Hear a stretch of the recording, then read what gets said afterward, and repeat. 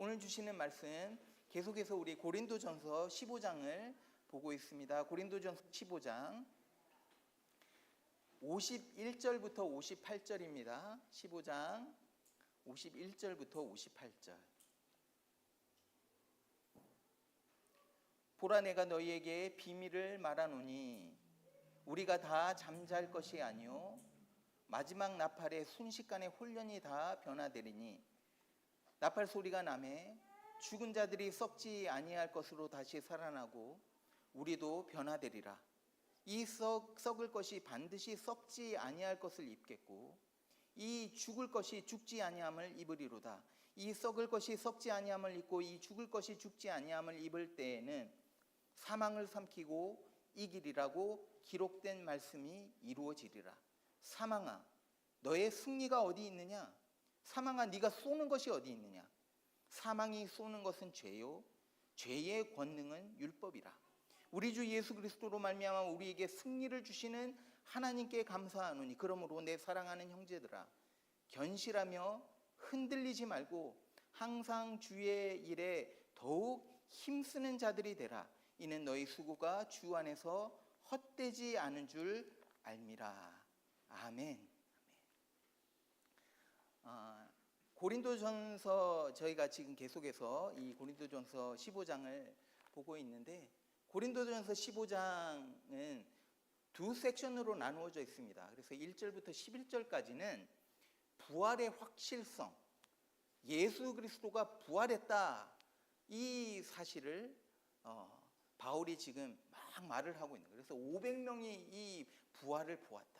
아직도 살아있는 사람들이 있다. 자기가 이 고린도전서를 기록할 때 그렇게 말을 한 후에 그 다음부터는 그래, 그러면 부활의 신앙을 가진 사람들은 그러면 어떻게 살아가는 사람들인가, 이것에 대해서 그 다음부터 계속해서 마지막 절까지 말을 하고 있는 것을 보게 됩니다.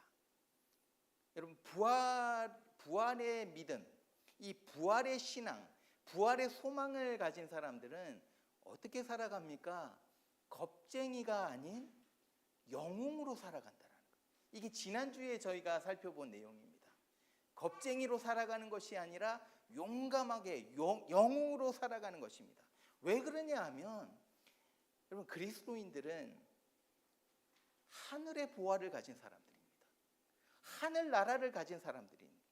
다시 말하면 모든 것을 다 가진 사람이들. 그러니까 세상의 것에 너무 연연하지 않는다라는 거예요. 세상의 것 때문에 자꾸 마음을 뺏기지 않는다라는 것입니다. 세상의 것 때문에 마음이 막 졸여지고 아파하지 않는다라는 것입니다. 그래서 우리가 가지고 있는 세상의 이 것들이 아깝지가 않은 거예요. 그래서 이 내가 가지고 있는 것들을 주님 나라를 위해서 다른 사람들을 섬기며 희생하는 데 사용됩니다. 그래서 지난주에 말씀드린 것 같이 여러분, 이 영웅들, 자기 것을 아까워하지 않고 정말 희생하고 나누어 주는 이런 그리스도인들을 통해서 세상이 바뀌는 거죠. 오늘은 그러면 이 부활 신앙을 가진 사람들은 첫 번째로는 용감하게 영웅으로 살아간다. 두 번째는 뭐냐면, 오늘 생각할 것은 뭐냐면 용서받은 사람으로 살아간다라는 것입니다. 그래서 제가 이제 앞으로 오늘 하고 두 번 더 이 내용을 가지고 두 가지 더 생각을 할 거예요. 첫 번째는 영웅으로 살아간다. 두 번째는 용서받은 사람으로 살아간다. 오늘은 특별히 56절과 57절을 조금 집중적으로 살펴보려고 합니다. 56절 상반절을 함께 보시죠. 이렇게 말을 합니다. 사망이 쏘는 것은 죄요. The sting of death is sin. 여러분, 여기서 쏜다라는 것은 뭐냐면, 우리가 한 끼 낸다, 내가 쏘겠다, 이 쏘는 게 아니라, 여기서 쏜다라는 것은 벌이 와갖고 팍 침을 쏘는 것 같이 스팅, 아프지 않습니까? 저는 한 번도 벌에 쏘인 적이 없는데 그런 경험이 있는 사람들의 말을 들어보면 벌에 쏘이면 그렇게 아프대요. 그래서 여기서 쏘는 것은 무엇이냐면 아픔입니다. 아픔. 여러분, 우리가 이 세상을 살아가면서 가장 큰 아픔은 무엇이냐면 죽음입니다.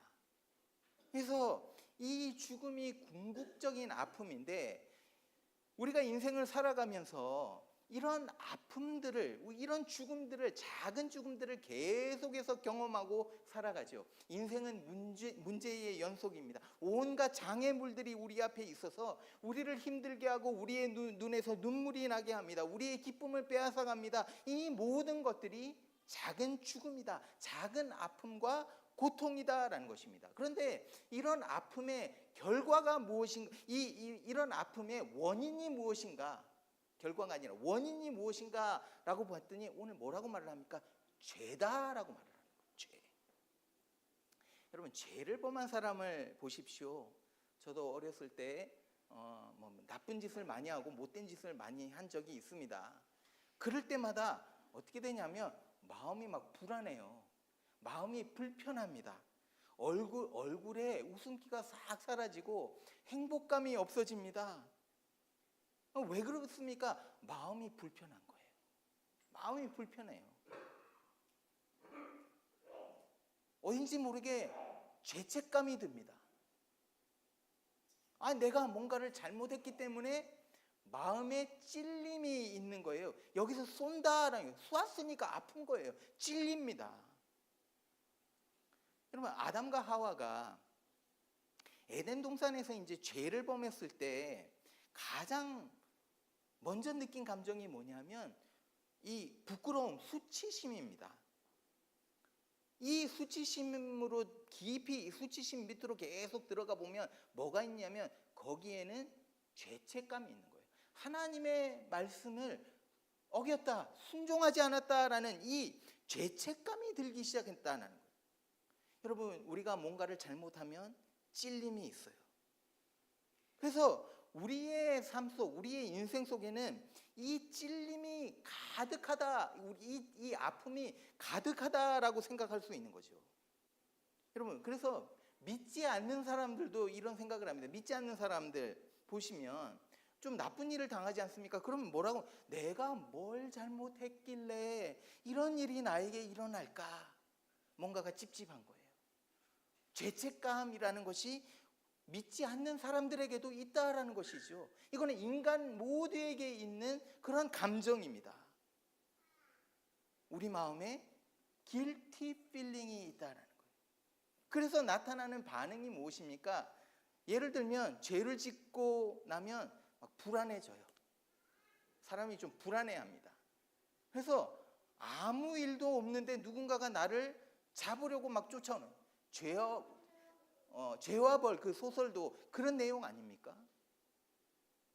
또 어떤 사람이 그냥 지나가는 말로 한마디 했는데 우리는 어떻게 받아들여? 저 사람이 내가 뭘 한 거를 알고 저렇게 하는 거 아닌가? 오해를 하게 되죠.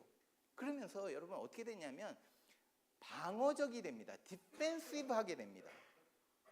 제가 이거를 조금 이번 주에 생각해 보면서 우리가 어떻게 디펜시브해지는지, 이게 어떻게 방어적이 되는지를 조금 생각해 보았습니다. 첫 번째는요, 우리가 좀 방어적이 되면서 어떻게 하냐면 남의 탓을 합니다. 손가락이 딱 상대방에게 갑니다. 내 잘못이 아닌 거예요. 내 잘못이 아니다. 상대방이 나로 하여금 그렇게 하게 만들었다. 여러분, 아담과 하와가 이제 죄를 범한 다음에 아담이 누구에게 책임을 전가합니까? 한때는 이렇게 말을 합니다. 이제 하와가 이렇게 하나님의 하와를 이끌어서 이렇게 아담에게 왔을 때 뭐라고 하냐면 이는 내 뼈 중에 뼈요 살 중에 살이다. 당신이 나의 전부요. 우리 데이트할 때 남자들이 그렇게 하지 않습니까? 당신이 내 생명이다, 내 전부다. 예, 저는 그런 고백을 했는 것 같아요. 예. 근데 그 입에서 뭐라고 말을 하냐면 이렇게 말을 해요. 하나님이 주셔서 나와 함께한 이 여자가, 여러분 이 책임 전가를 지금 누구에게 하고 있습니까? 아담이 먼저는 하나님에게 하고 있는 거예요. 하나님의 책임이라고. 당신이 만들어 갖고 나에게 주신 이 여자 때문에. 그러면서 그 다음에는 여자를 블레임합니다. 여러분, 이게 오늘 저와 여러분 모습 아닌가요? 그래서 우리 안에 질문들이, 이런 질문이 나올 때가 많아요. 왜 하나님이 우리를 만들어서 이렇게 죄를 범하게 하시고 이 고생을 시키시나? 뭡니까? 하나님의 책임이다라는 거예요. 그래서 우리는 늘 살아가면서 뭔가가 잘못될 때 하나님이 책임이다. 또 그 다음에는 뭐라고 하냐면 내 책임은 전혀 없는 거예요. 항상 다른 사람입니다. 두 번째는 어떻게 하냐면, 어떻게 방어적이 되냐면, 두 번째, 제가 6가지를 말씀드릴 거예요. 첫 번째는 그래서 다른 사람들에게 블레이밍을 하는 거예요. 다른 사람 탓을 합니다. 두 번째는 이게 왜 죄가 되지? 내가 뭘 그렇게 잘못했는데? 이거는 뭐냐면요, 죄의 데피니션을 바꾸겠다라는 거예요. 하나님이 정해놓은 옳고 그름이 있는데 거기에 내가 속박받지 않고 내가 스스로 옳고 그름을 내가 정하겠다라는 것입니다. 여러분, 오늘 이 세상을 보십시오. 누가 기준을 세웁니까? 이 세상이 기준을 세웁니다. 하나님의 기준 버리고 이 세상이 기준을 세웁니다. 아니, 사랑이 뭐가 잘못됐어? 남자가 남자를 사랑하는 게 뭐가 잘못됐어? 우리도 살아가면서요, 많은 것들을 타협하고 살아가죠. 이 정도는 괜찮아. 다른 사람들 다 그렇게 사니까 이 정도는 괜찮아. 이렇게 타협하면서 살아갑니다. 이게 뭡니까? 이게 왜 죄야? 라고 말하는 거예요. 세 번째는요, 도피합니다. 이거를 상황을 기피하는 건데 avoidance라고 말을 합니다. 현실 도피주의에 빠지는 거예요. 쏘는 것이 아프니까 어떻게 합니까? 이 상황을 내가 피하는 거예요. 어떤 방법이 있느냐면 다른 것에 마음을 가져갑니다. 그래서 죄책감이 드는데 그것을 잊기 위해서 다른 것에 정신을 가져가요. 다른 일에 집중합니다. 그래서 오락을 찾든지, 그래서 내 정신이 다른 곳으로 가게 만드는 거예요. 네 번째는 다른 사람들에 대해서 말을 합니다. 거습입니다. 거습. 여러분, 왜 우리가 이렇게 다른 사람에 대해서 말하는 것을 그렇게 좋아할까요? 요즘 미디어를 쭉 한번 보십시오. 이 콘텐츠들이 다 다른 사람의 어떤 거습에 대한 내용이 뭐 대부분입니다. 제가 이제 평생 이제 교회 생활을 하면서 느낀 것이 하나 있습니다.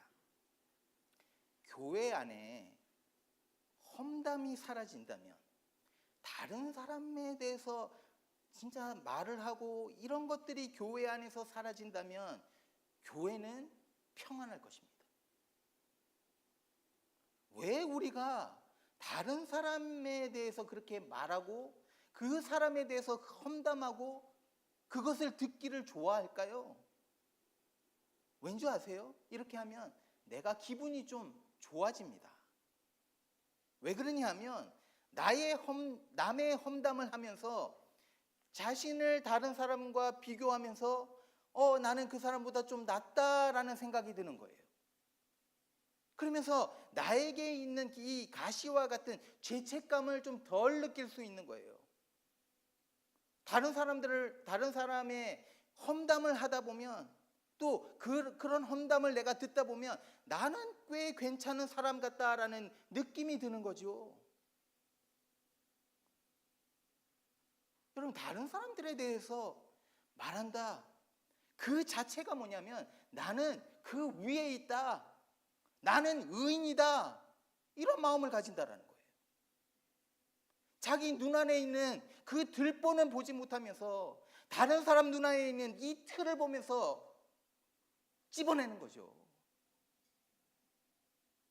그래서 사실은 이렇게 다른 사람 험담하는 사람들 살펴보면, 상담을 해보면 그 안에 정말 병이 든 사람들이에요.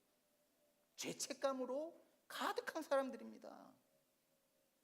다섯 번째는요. 다른데 뭐 정신을 어보이던스랑 좀 비슷한데 성공을 위해서 막 살아갑니다. 그러니까 성공을 통해서 나는 이 정도 되는 사람이다. 인정을 받으려고 한다라는 거예요. 나는 정말 좋은 사람이다. 여섯 번째도 같은 맥락입니다. 여러분 보시면 우리 주위에 정말 좋은 일을 많이 하는 사람들이 있어요. 막 섬겨줍니다. 도와줍니다. 물론 이거 다 좋은 일입니다. 그런데 사실은 그 마음 뒤에 보면 뭐가 있습니까? 그것을 통해서 내 존재의 목적을 만족시키려고 한다는 거예요. 내가 살아가는 이유를 거기서 찾는 거예요. 이 정도 하면 나는 꽤 선한 사람이야. 나는 꽤 괜찮은 사람이야. 스스로 그렇게 인정하고 생각하는 거죠. 또 그렇게 살아가면 주위에서 막 북돋아 줍니다. 당신 대단하다. 어떻게 그렇게 선을 행하면서 살아갈 수 있어? 이거를 들으면 어떻습니까? 은근히 뿌듯한 거예요. 기분이 좋습니다. 만족이 되는 거예요. 그러면서 우리에게 있는 이 죄책감에서 벗어나려 한다는 거예요. 그래서 사람들은 이 죄가 쏘는 것으로부터 해방되기 위해서, 리버레이트 되기 위해서 이렇게 온갖 방법, 더 많을 것 같아요. 저는 6가지만 딱 생각했는데 더 많을 것 같습니다. 이런 방법을 다 사용한다라는 것이죠. 그런데 이런 방법으로 해도 해결되지가 않는다라는 것입니다. 그 이유가 뭔지를 한번 보시죠. 바울이 계속해서 이렇게 말을 합니다. 56절 전체를 읽겠습니다. 사망이 쏘는 것은 죄요, 죄의 권능은 율법이라. 그러니까 이게 무슨 말이냐면요, 죄가 단지 쏘는 것뿐만이 아니라, 그래서 우리에게 죄책감을 주고 고통을 주는 것뿐만이 아니라 동시에 어떤 힘이 있다라는 것입니다. 죄에는 힘이 있다라고 말을 하는 거예요. 죄가 가지고 있는 힘이 있다. 그러면 죄가 가지고 있는 힘이 무엇입니까? 여기서 바울이 뭐라고 말을 합니까? 죄의 권능은 뭐라고요? 율법이다. 여러분 이게 무슨 말입니까? 이게 무슨 말입니까? 죄의 파워는 율법이래요. 여러분 법은요, 우리를 정죄합니다. 이것이 죄가 가진 파워인 거예요. 다시 말하면 우리가 가진 이 죄의 문제는 우리의 마음의 문제뿐만이 아니라 심리적인 문제뿐만이 아니라 이게 법적인 문제라는 거예요. 여러분 죄를 범했을 경우 법은 그 죄인을 고발합니다. 그리고 그 죄에 대해 벌을 줍니다. verdict 주는 거죠. 내주는 거죠. 다시 말하면 죄를 범했을 경우에는 죄에서 벗어나기 위해서는 죄값을 치러야 된다라는 것입니다. 죄의 문제는 단지 우리의 마음의 문제가 아니라 그 이상입니다. 법적인 문제입니다. 우리가 죄를 범했기 때문에 죄책감이 드는 정도가 아니라 이 법적으로 이 죄의 값을 실제로 치러야 한다라는 것입니다. 그런데 문제는 무엇입니까? 우리 스스로 이 죄의 값을 치를 능력이, 힘이 없다라는 거예요. 방금 여러분들에게 말씀드린 이 6가지 방법을 다 사용하더라도 그 마지막, 심지어 수많은 사람들에게 나의 것을 주고 아무리 선을 베풀고 선하게 살고 도덕적으로 살고 온 방법을 다 동원해도 법적으로 요구되는 이 우리의 죄의 값을 우리는 절대 치를 수 없다라는 것입니다. 그래서 이 구절, 이 짧은 구절에서 바울이 말하는 것을 정리해 보면 이렇습니다. 단지 죄가 쏘는 것뿐만이 아니라, 물론 이 죄가 우리의 마음에 고통을 줍니다. 우리를 죽게 만들어요. 그런데 그것뿐만이 아니라 동시에 강력한 어떤 법적인 힘을 가지고 있다라는 것입니다. 이게 온 인류가 처해져 있는 지금 상황인 거예요. 그러면 이런 암담한 상황 가운데 해결책이 무엇입니까? 57절을 보십시오. 이렇게 말을 합니다. 우리 주 예수 그리스도로 말미암아 우리에게 승리를 주시는 하나님께 감사하노니. 여러분, 이 승리는 무엇인 줄 아세요? 이 승리는 죽음을 이기신 부활하신 예수 그리스도의 승리를 말을 하고 있습니다. 그러니까 우리의 마음의 이 아픔뿐만이 아니라 법적인 이 모든 것들을 다 해결할 수 있는 것이 무엇인가? 바로 예수 그리스도의 죽으심과 부활이라는 거예요. 나니아 연대기 얘기를 좀 하겠습니다. 나니아 연대기가 이제 여러분 읽으셨나요? Chronicles of Narnia. 이게 뭐 영화로도 몇 개는 나왔습니다. 시리즈가 7개로 되어 있죠. 나니아 시리즈가 7개입니다. 그 중에 새벽 출정 후의 항해라는 그 시리즈 안에서 유스터스라는 소년이 등장합니다. 이 소년은요, 아주 못된 소년이에요. 이기적인 소년입니다. 아무도 이 소년을 좋아하지 않습니다. 그래서 많이 괴롭힘도 당했습니다. 한 번은 이 소년이 이제 어떤 동굴로 들어가게 되었는데 그 동굴 안에서 보물을 찾게 된 거예요. 알고 보니까 이게 용의 동굴, 용의 보물 창고였던 것입니다. 그래서 이거를 보고는 막 익사이드 됐죠. 막 흥분이 돼갖고 내가 이제 이거를 차지하게 되면 부자가 될 거야. 내가 부자가 되면 이 재물을 가지기만 하면 내가 나를 괴롭히던 모든 사람들에게 복수를 하고 그렇게 나는 이제 작은 왕이 될 거야. 그래서 집으로 돌아와갖고 그 생각에 막 빠지고 계획을 세운다고 막 지친 거예요. 지쳐서 갑자기 잠에 들었습니다. 꿈을 꾸는데 자기가 용이 된 거예요. 용이. 여러분, 그 나니아 연대기에서 용은 사탄입니다. 사탄에 씌어진 것, 뭐 이런 거 의미입니다. 용이 됐는데 보니까 피부가 엄청 거칠은 거예요. 말도 못합니다. 그러니까 모든 사람들이 자기를 바라보면서 괴물로 막 여기는 거예요. 그런데 갑자기 유스테스 앞에 예상치 못한 광경이 딱 나타납니다. 거대한 사자가 나타나서 자기에게 나 따라와, come with me 라고 말을 해요. 나니아에서 이 사자는 예수님을 늘 상징합니다. 유스테스가 이 사자를 따라서 한 번도 가본 적이 없는 높은 산 꼭대기까지 올라갑니다. 산 꼭대기에 올라가 봤더니 그 위에는 예쁜 정원이 이렇게 있고 그 중간에 우물이 있습니다. 물을 보았더니 너무 깨끗한 거예요. 맑은 거예요. 그래서 이 우물물에 들어가면 내 피부가 진짜 깨끗해지겠구나 라는 생각을 했어요. 그래서 이제 들어가려고 합니다. 그때 사자가 잠시만 하면서 옷을 벗으라고 말을 합니다. 유스테스가 생각을 하는 거예요. 아니, 내가 아무런 옷도 입지 않고 지금 이 용의 껍질을 가지고 있는데 왜 옷을 벗으라고 하는가 이해가 되지 않았습니다. 의아해합니다. 그때 이제 갑자기 탁 드는 생각이 뱀이 허물을 한 번씩 벗지 않습니까? 그게 생각이 나는 거예요. 그래서 몸을 긁기 시작합니다. 그러니까 이 허물들이 자기의 그 껍질들, 아프게 했던 그 껍질들이 확 벗겨지는 거예요. 아름답게 벗겨집니다. 1, 2분이 지나니까 정말 다 벗겨졌습니다. 그 벗겨진 허물을 이렇게 들여다 바라보니까 너무 끔찍한 거예요.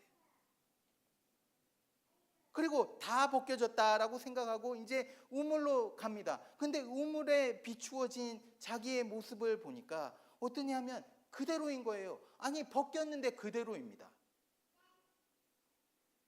그래서 또 벗습니다. 또 자기가 스스로 벗습니다. 그런데 또 다시 보니까 그 있는 모습 그대로인 거예요. 벗겨지지가 않았던 거예요. 유스테스가 막 실망을 해요. 소망을 잃어버린 거예요. 이때 사자가 말을 합니다. 내가 너의 허물을 벗겨줄게. 그러면서 사자가 발에 이 발톱을 드러냅니다. 엄청나게 무서웠습니다. 그 발톱이 피부를 뚫고 심장 가까이까지 막 들어온 거예요. 그리고 심장까지 뚫는 것 같은 그런 아픔을 유스테스가 느낍니다. 이렇게 3번을 허물을 벗겨내었습니다. 3번 벗겨냈을 때 유스테스의 피부가요, 너무나 부드럽고 매끄러워졌던 거예요. 그런데 허물이 벗겨지니까 유스투스가 자기 자신을 보니까 너무나 연약한 모습인 거예요. 너무나 작고 별 볼 일 없는 연약한 모습인 거예요. 그래서 마음에 들지 않습니다. 그런 마음을 품고 있는데 그때 사자가 갑자기 이 유스투스를 우물에 던져버립니다. 처음에는 들어갔을 때, 우물에 들어갔을 때 조금 따끔따끔거렸는데 잠시 후에 모든 고통이 다 사라지고 그 물에서 수영을 하고 막 진정한 막 자유를 느낀 거예요. 물에서 나오니까 유스투스가 이제 다시 용의 모습이 아니라 소년의 모습으로 돌아가 있습니다. 사자는 이 유스투스에게 새로운 옷을 입혀줍니다. 그리고 나서 갑자기 현실로 다시 돌아온 거예요. 꿈에서 깨어난 거예요. 이게 꿈인가 생시인가 막 구분이 안 되는 거죠.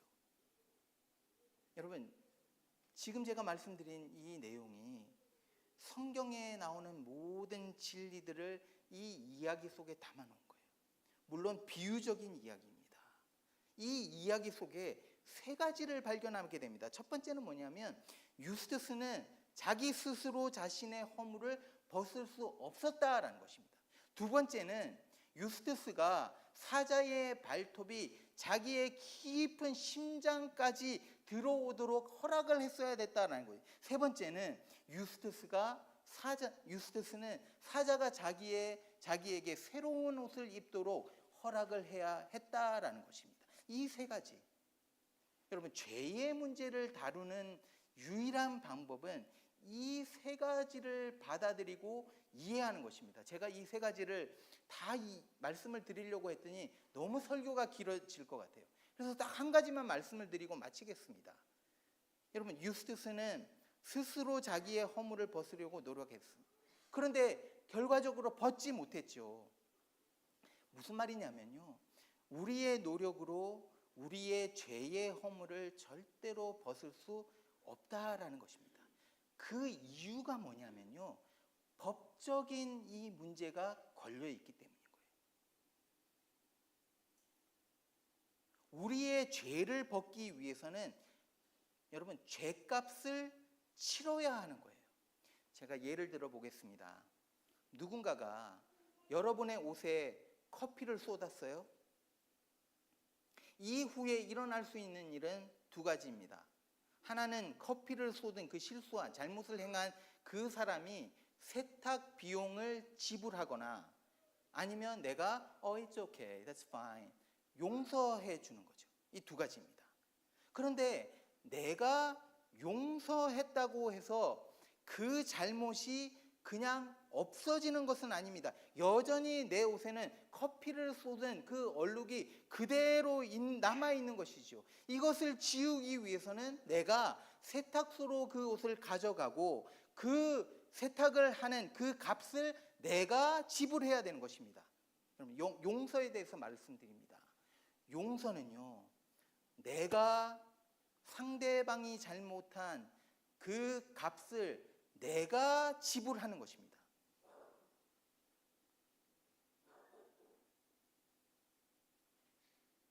예수님이 저와 여러분의 죄, 씻을 수 없는, 우리 스스로 씻을 수 없는, 벗을 수 없는 이 죄를 용서하셨다라는 것은 예수님이 우리를 대신해서 값을 치르셨다라는 것입니다. 십자가 위에서 우리를 대신해서 죽으심으로 죄의 값을 지불하신 거예요. 여러분, 어떤 사람이 여러분에게 죄를 범했습니다. 잘못을 했습니다. 여러분의 인격을 모독했습니다. 여러분의 마음에 깊은 상처를 남겼습니다. 이게 오래 지나면 흉터로 남을 것 같아요. 어쩌면 이 상처는 오랫동안 아물지 않는 그런 상처일지도 모릅니다. 여러분에게는요, 두 가지 옵션이 있습니다. 여러분에게 잘못한 그 사람에게 대가를 요구할 수 있습니다. 이게 첫 번째입니다. 그 사람이 잘못한 그것에 대한 값을 치르게 할 수 있습니다. 어떻게 값을 치르게 합니까? 그 사람이 나에게 한 대로 그대로 갚아주는 거죠. 그 사람이 나를 욕했기 때문에 나도 그 사람을 욕합니다. 나도 똑같이 그 사람을 욕하고 괴롭히는 거예요. 그 사람이 나에게 차갑게 했기 때문에 나도 그 사람에게 차갑게 대합니다. 그 사람이 나에게 눈을 쫙 째려봤기 때문에 나도 그 사람을 째려봅니다. 그 사람이 나에 대해서 나쁜 말을 했기 때문에 나도 그 사람에 대해서 나쁜 말을 하고 나쁜 소문을 퍼뜨립니다. 그런데 반면에 용서한다라는 것은 무엇인가요? 용서한다라는 것은 내가 그 값을 치른다라는 것입니다. 내가 충분히 똑같이 되갚아 줄 수 있지만, 그런 기회가 왔지만, 그래서 나쁜 말을 할 수 있지만 그렇게 하지 않는다라는 것입니다. 오히려 그 사람을 세워주려고 노력을 하는 것이죠. 여러분, 나에게 상처를 준 사람 꼴 보기가 싫습니다. 사실은 그 사람에 대해서 생각하기도 싫어요. 그런데 용서한다라는 것은 그 사람을 생각하고 그 사람을 위해서 기도하는 것입니다. 충분히 상대방을 불편하게 만들 수 있지만 그렇게 하지 않고 오히려 친절을 베풀고 더 따뜻한 말로 다가가는 것입니다. 여러분, 이렇게 하는 게 쉬울까요? 어려울까요? 여러분, 대답을 한번 해보십시오. 너무나 어렵지요. 내 마음에 상처를 준 그 사람을 위해서 기도하고 그 사람에게 친절을 베푼다. 이거는 정말 뼈를 깎는 어떤 아픔일 것입니다. 정말 어렵습니다. 그런데 용서는 뭐냐? 상대방의 잘못한 그 죄값을 내가 치르는 것입니다. 우리 주님이 우리의 죄의 허물을 이렇게 벗기신 거예요. 우리의 죄값을 치르셨습니다. 어떻게? 자기의 생명을 내어줌으로, 자기가 우리를 위해서 죽음으로, 죽는데 그냥 죽은 게 아니라 그 십자가의 끔찍한 형벌을 받고 죽으셨습니다. 이것을 통해 저와 여러분이 용서함을 받았고 우리가 죄의 허물에서 벗어나게 된 거죠. 마음에 있는 죄책감, 이것이 사라지고 또 율법의 파워, 그 안에 있던 율법의 힘 안에 있던 우리를 자유롭게 하신 것입니다. 사랑하는 여러분, 딱 한 가지만 말씀드리고 마치려고 합니다. 예수를 믿는 사람들은 용서하는 사람들입니다.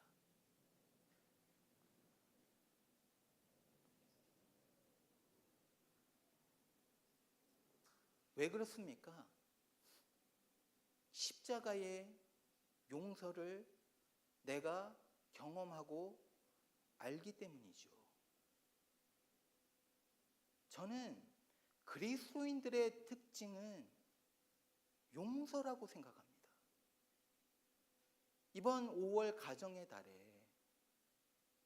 우리 가정 안에 부모와 자녀 간의 어떤 콘플릭트, 형제끼리 있는 그런 콘플릭트, 이 안에 용서가 일어나기를 소망합니다. 현대교회에 사라지는 것들이 있는데 그 중에 하나가 저는 용서라고 생각합니다. 여러분에게 권면드립니다. 예수님이 우리를 용서하신 것 같이 다른 사람을 용서하십시오.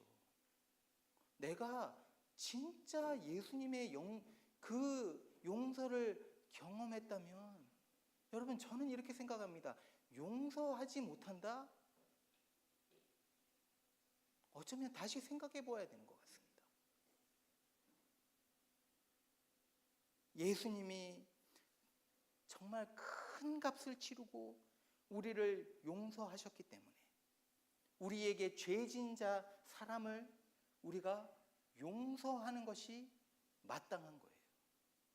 오늘 예수님이 하신 말씀을 마지막으로 제가 여러분들에게 읽고 말씀을 마치도록 하겠습니다.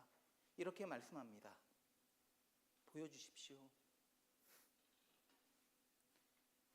너희가 각각 진심으로 형제나 자매를 용서하여 주지 않으면 내 하늘 아버지께서도 너희에게 그와 같이 하실 것이다. 다시 읽겠습니다. 이거 정말 심각한 예수님의 말씀입니다. 너희가 각각 진심으로 형제나 자매를 용서하여 주지 않으면 내 하늘 아버지께서도 너희에게 그와 같이 하실 것이다. 기도하겠습니다.